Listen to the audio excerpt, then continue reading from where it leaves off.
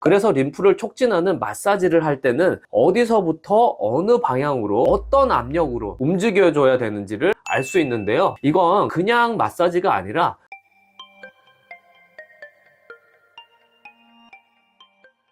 안녕하세요. 자율신경을 연구하고 치료하는 황상철 원장입니다. 환자분들 중에 이렇게 물어보시는 분들이 있어요. 선생님, 피만 잘 돌면 되는 거 아니에요? 림프까지 신경 써야 할 만큼 중요한가요? 오늘은 이 질문에 제대로 답을 드리려고 합니다. 림프가 도대체 뭔지, 그리고 림프가 어떻게 순환하는지, 그리고 림프가 뇌 건강하고 어떻게 연결되는지 논문에서도 나온 내용과 함께 가능한 쉽게 자세히 설명드리겠습니다. 먼저 림프가 뭔지 설명드릴게요. 우리 몸에는 두 가지 큰 물길이 있습니다. 하나는 다 아시는 혈관, 그리고 또 하나가 림프관입니다. 혈관은 아파트에 들어오는 수도관이라고 생각하시면 돼요. 산소, 영양분을 각 세포에 배달해 주죠. 그럼 림프는 뭘까요? 세포들이 밥 먹고 숨 쉬고 일하고 나면 쓰레기와 남은 물이 나오는데요. 이걸 모아서 정리해 주는 하수도, 정수장 시스템이 바로 림프입니다. 조금 더 과학적으로 말씀드리면 혈액이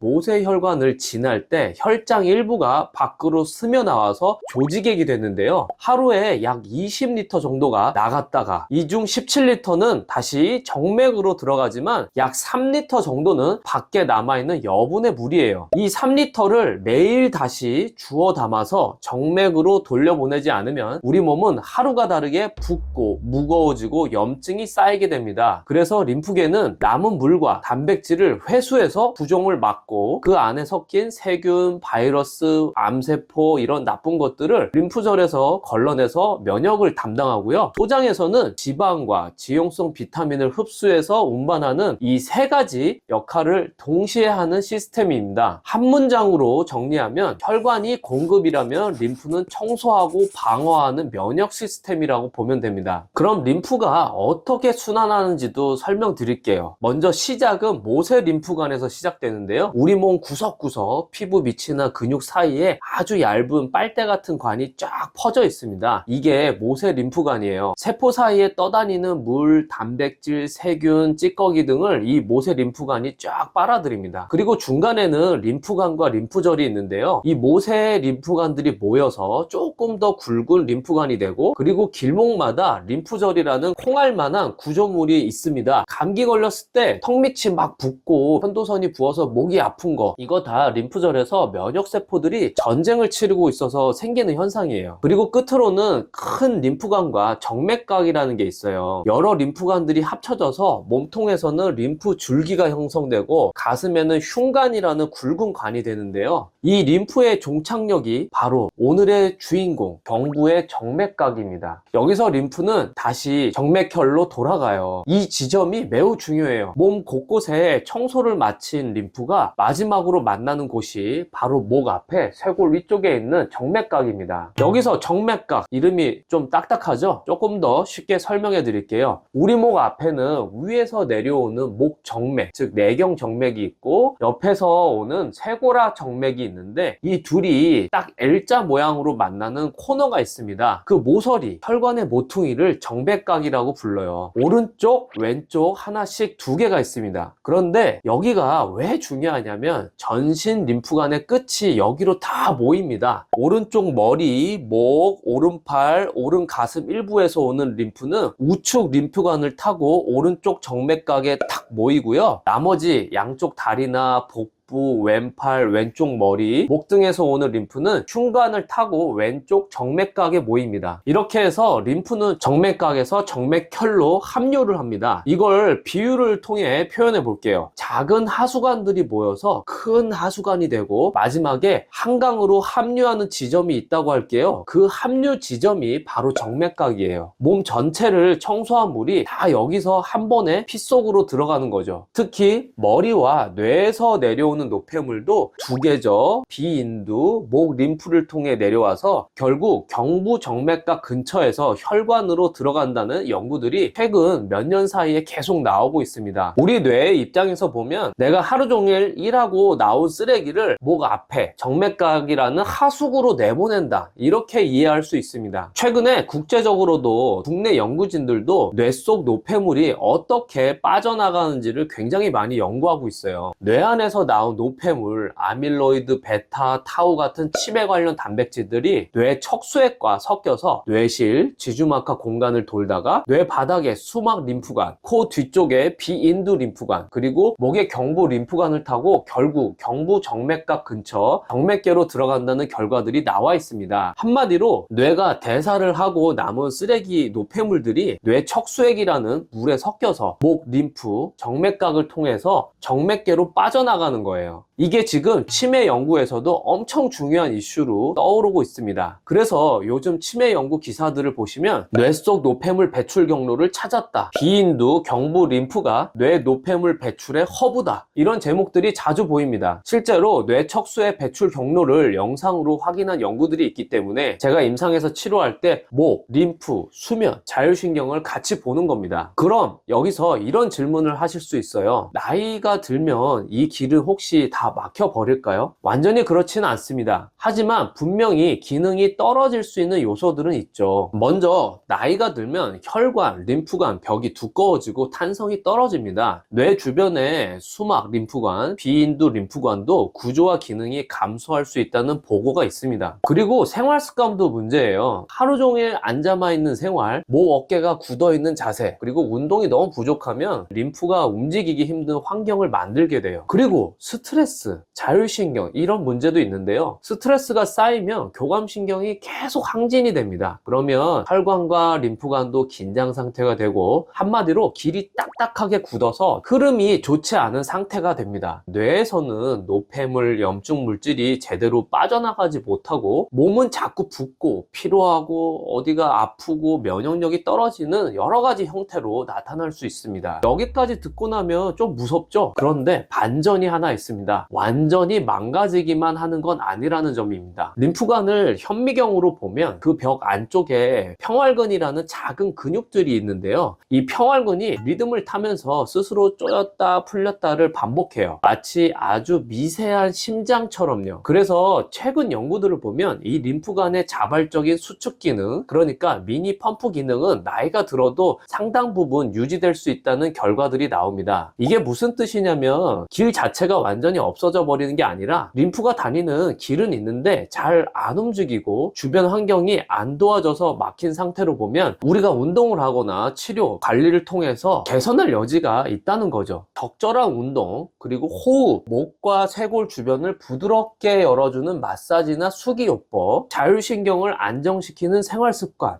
이런 것들이 평활근 펌프를 살려서 림프와 정맥각, 뇌 청소 기능까지 도와줄 수 있는 거예요. 그래서 최근에 뇌 연구까지 합쳐서 보게 되면은 이러한 생활습관이나 수기요법이나 스트레스 관리 여러 가지 이런 것들이 굉장히 도움이 된다고 볼 수 있습니다. 여기서 도움이 될 수 있는 내용을 조금 더 설명드려 볼게요. 우리가 예전에 학교에서 배운 스탈린 법칙이라는 게 있는데요. 이거는 정수합과 교질 삼투압의 영향에 따라서 물이 밖으로 나갈지 안으로 들어올지가 결정되는데 이거를 모세혈관에서 설명할 수 있어요. 우리 몸의 동맥의 말단 쪽에는 여과 기능이 있는데 혈관의 혈장에서 세포 조직으로 혈관이 퍼져나가는 현상이 있고 정맥 말단 쪽에서는 세포 주위에 있는 조직액이 혈관 안으로 다시 재흡수되는 현상이 있어요. 이게 바로 스탈린 법칙입니다. 림프는 이러한 스탈린 법칙의 균형에서 재흡수되지 못한 잔여물이 있는데 이거를 끝까지 회수하는 안전장치입니다. 그래서 림프를 촉진하는 마사지를 할 때는 단순히 세게 문지른다가 아니라 스탈린 법칙과 림프 해부학을 고려해서 어디서부터 어느 방향으로 어떤 압력으로 움직여줘야 되는지를 알 수 있는데요. 실제로 림프 배액술, 림프 마사지 프로토콜을 보면 압력이 굉장히 가볍고 피부 바로 아래 표제 림프망을 따라 말단에서 가까운 쪽뿐만 아니라 먼저 몸통, 경부 쪽 길을 열어주고 마지막에 정맥각 방향으로 흐름을 만들어주는 방법이 있어요. 이건 그냥 마사지가 아니라 모세혈관에서 조직, 림프, 정맥으로 이어지는 생리학 현상의 물리학 개념을 적용하는 것이라고 보시면 됩니다. 이 부분은 제가 따로 경부 정맥각을 열어주는 방법을 영상으로 자세히 보여드릴 예정입니다. 자, 그럼 오늘 이야기를 정리해 드릴게요. 림프는 혈관이 놓치고 간 조직액과 같은 물과 노폐물을 회수하는 두 번째 순환입니다. 그리고 이 림프는 온몸을 돌다가 경부 정맥각에서 다시 혈액으로 들어갑니다. 뇌에서 나온 노폐물도 뇌 척수액과 섞여서 수막, 경부 림프를 타고 내려와 정맥각을 통해서 청소가 되는 거예요. 그리고 나이, 생활습관, 스트레스가 이 길을 굳어지게 만들지만 림프관의 평활근 펌프는 나이를 먹어도 살아있다는 거예요.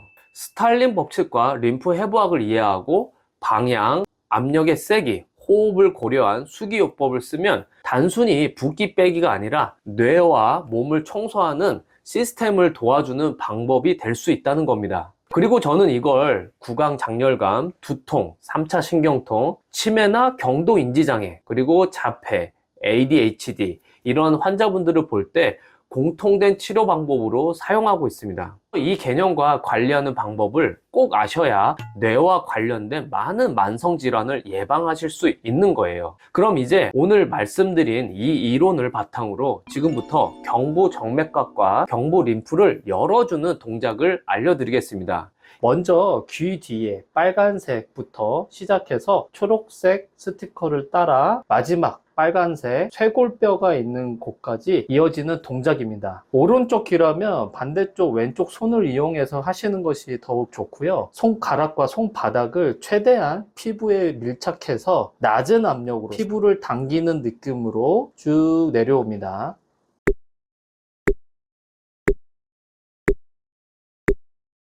밀착한 상태로 쭉 당겨서 내려옵니다. 천천히 5초간 라인을 따라서 내려와 주시고, 중요한 것은 손이 끝까지 쇄골뼈까지 내려와야 됩니다. 여기까지 한 세트, 이것을 5초간 5번씩 반복을 해주시면 되고요. 반대쪽도 똑같이 해주시면 됩니다. 이 동작을 오늘부터 열심히 해보시면 많은 만성질환을 예방하는 지름길이 된다는 점 꼭 기억해 주시고 매일매일 실천해 보세요. 그리고 궁금하신 점이 있으면 댓글에 남겨주세요. 다음 영상에 참고하겠습니다. 오늘도 끝까지 봐주셔서 감사합니다.